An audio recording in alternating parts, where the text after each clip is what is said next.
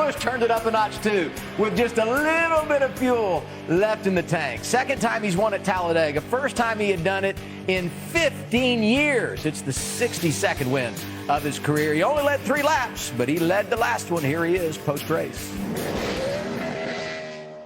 Sometimes you got to be lucky, and some of these races come down to that, and you got to take them when they come to your way. And the seas kind of parted there when they went up the racetrack, and they're trying to push draft, and these cars are just not stable enough to do that. I seen the 23 just turn a little bit sideways, and I was like, get out of the way, just miss it, and try to see if I was ahead of the 12 by the time it was called, But we have a great time being able to come out here and race and be a part of Team Chevy and Chevrolet and get this Camaro in victory lane.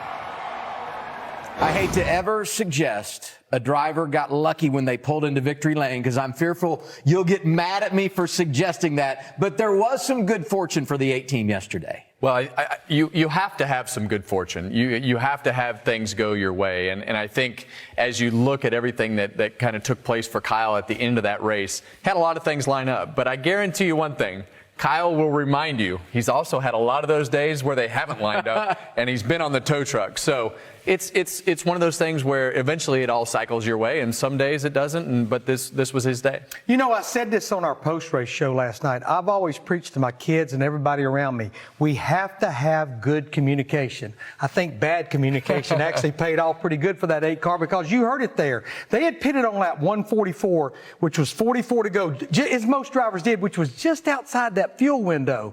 And I think when Randall Burnett said, pit, pit, pit now if you can, and you heard it. Nope, too late. I think there was a method to the madness, and I think a lot of it was because of that win earlier in the season, Fontana, California. That's a game changer. That's what I was going to say. One, they've got to win in the bank, so you can gamble. Number 2, if they pit there, they're probably not going to win. Why not? Going to finish with us. That's right. Yeah, you don't want that. Yeah. So why not roll the dice there, huh? Well, as a driver, I think that maybe you have a little bit in the bank, and usually in those scenarios, I guess the crew chief will tell you, hey, you have this many laps with fuel, and you can start saving gas. Save me all that you can in case we have a green-white checker. Well, we had more than one. We had a couple.